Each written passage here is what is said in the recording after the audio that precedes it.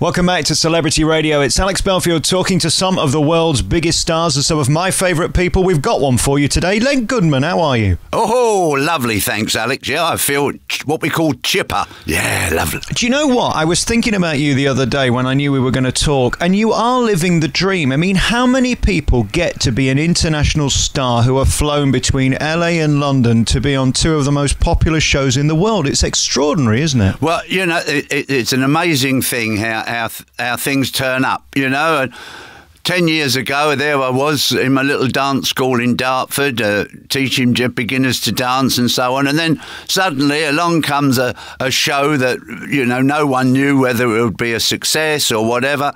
That came along, and there you are. And 10 years later, I'm here chatting with you. Happy birthday, by the way. What an amazing year. I mean, 7 couldn't be more appropriate, could it? No, exactly. Yeah, it is. It's amazing. Yeah. Who'd have thought that Strictly would have lasted this long? I was convinced, you know, that I thought, well, I don't know if ballroom dancing's that popular and so on. But there you are. It really did capture the imagination of the public, both in Britain and in America. Help me with your week then. So today we're talking, you're going to be doing the BBC show this weekend. Are you on in America at the minute, and will you be flying over there? Yes. Yes, so I do Strictly on Saturday, and then Sunday morning I go to the airport and fly off to Los Angeles, and then it's their final coming up this week, so I do their show Monday and Tuesday, and then I fly home on Wednesday, get back on Thursday, and then I have Friday to do whatever I'm going to do, and then Saturday off I go again. But as I say, next week is the final of the one in America, so it's over.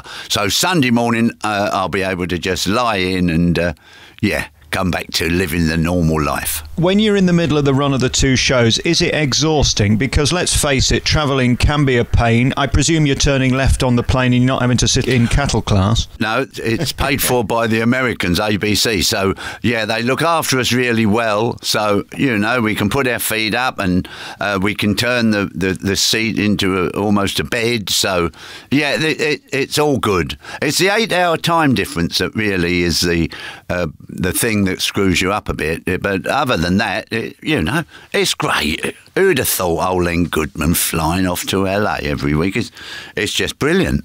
And you still seem to love it. What's amazing is that the Americans are no fool, and a lot of people go over there and try and make it, and then they're sent back quickly. You've lasted series after series.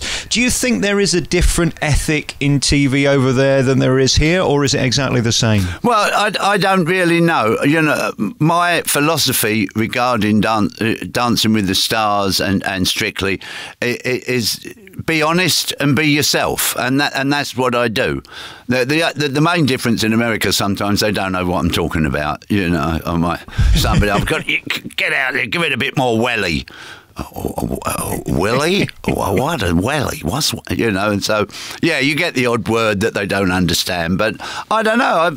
The good thing over in America, you know, if you've got a British accent, they think you're intelligent. You know, well, I know for sure that I'm not, but that's, you know, it's just great, and it's amazing how many British people there are in either as producers or directors or whatever. It's amazing. It's full of Brits. It's interesting as well, you mentioned there the fact that they like your accent, but if you don't mind me saying, Mr. Goodman, you are regarded as a nice bit of trouser. The ladies do seem to like you, don't they? Well, you know, it's probably the saga age group that I'm. What's that? Sex and Games for the Aged? What's that? Oh, now don't start all that. No, they don't know me. They wouldn't want me round them for long if they got too up close and personal. You've got a great charm, and what I love about you is your warmth. I think one of the reasons that you do so well, especially on Radio 2 when you fill in for Paul, is that you are so likeable. You can't be trained that. This must be who you really are. You can't act for this long, can you? You know, I think if you try and be something different, people soon know about it. You know, and so I just try and be myself, and you know, take it or leave it, and I hope people take it. And I have to put you across my knee and spank you with a scented bootlace, Len, because, of course, when you're live, anything can happen, and you got in bother this week with your dirty, stinking, rotten mouth. What happened? To be honest with you, Alex, I don't think I swore at all. I'm convinced that I didn't swear. You know, who knows? So I have asked the BBC to get a sound man who can really sort of isolate words and things and see if I did. Because as far as I know, I didn't swear. But, of course, these things all get blown up. And if I did, I did. But as far as my gut feeling is, why would I swear? I just don't think I did. I think it got blown up because, the BBC, which I understand, would think, oh, dear, I think he swore. You better cover yourself and make an apology. And then, of course, that makes it suddenly sound even worse. Yeah, no. And is it just all part of that PR machine? Because let's face it, you're up against the X Factor and it's all good headlines. Nobody died, did they? And it got you all over the paper. So I suppose nobody loses, really. Or were you offended by being associated with it? Well, yeah, I didn't. I didn't like the fact that they accused me of swearing. But listen, the bottom line is, who knows? I could have sworn, but. You usually swear when you do, like, bang your thumb with a hammer or something. I can understand if I'd done something like that. But I was being so positive, I don't know why I would swear. Anyway, it's water under the bridge. If I did, I did. But do you know what? The thing that's got me so excited about Strictly Come Dancing, and because I've been on about it for so long with the band, I kept saying, you're so fantastic. Bring out a CD. Get a CD coming out. And after 10 years, as a celebration of it, Dave Arch, the band and the singers have now brought out a CD. And I think it's just fantastic. And I've been listening to it over and over.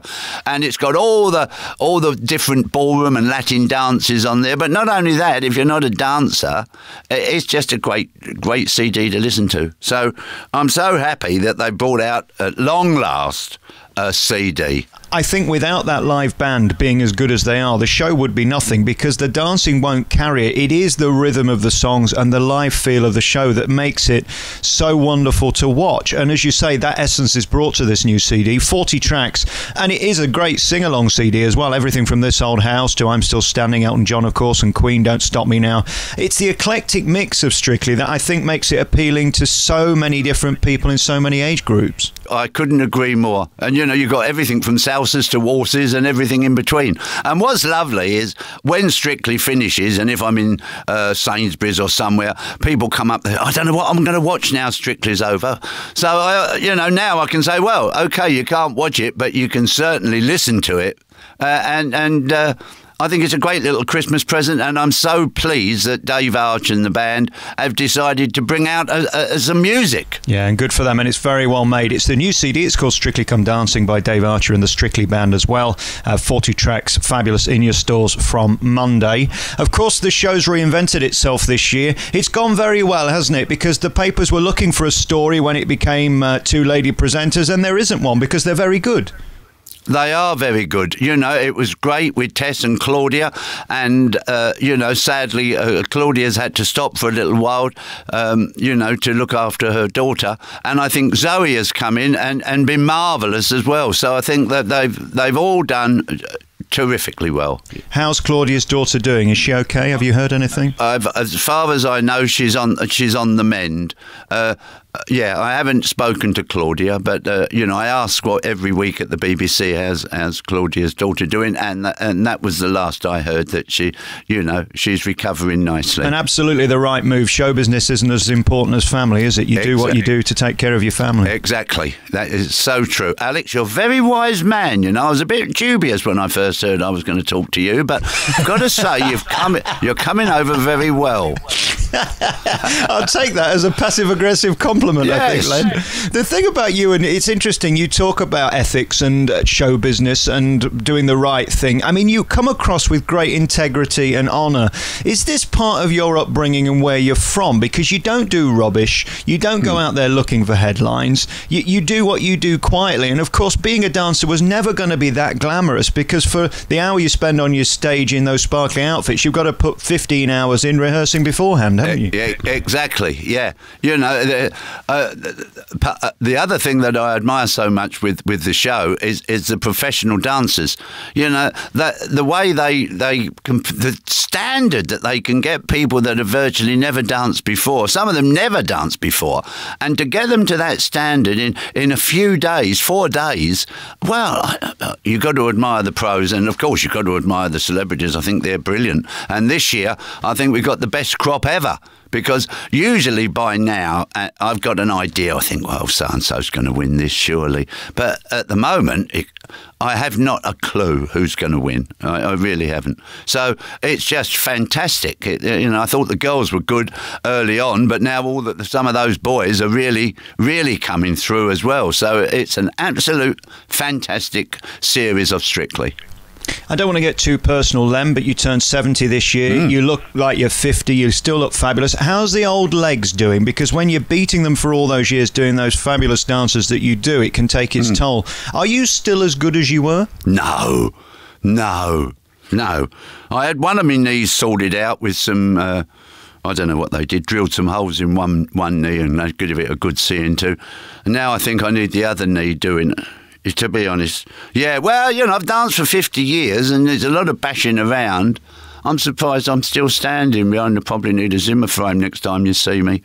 Oh, no, don't say that. But, I mean, it's true. You are athletes, and the pressure that you're putting on your legs and your bones and, of course, the muscles is extraordinary. It is a miracle you're still working when you think about it. Well, the good thing with Strictly, I only have to sit there. So I just have to sit there and look intelligent. So, yeah, it's not too bad. Well, I don't know about intelligent, but you look like you still enjoy it. Is every day thrilling when that theme tune starts and you go live? As soon as that starts, the old bump-de-bump, bump, bump, bump, bump, I get a sort of a little tightening in my stomach, and out I go.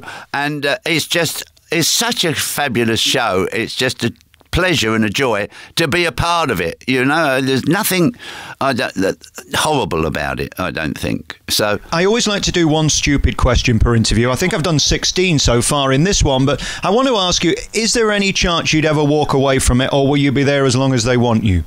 I'll stay on Strictly as long as they want, and as long as wind and limb allows me to. So as long as I can sort of, get up there and do the job, and the BBC are happy, I'll keep plugging along. Very finally, we get to see a different side of you now with Who Do You Think You Are and those documentaries, the fabulous Titanic one you did recently. Is it great being you right now that you're able to do so many different jobs and be you and be paid to do it at the same time?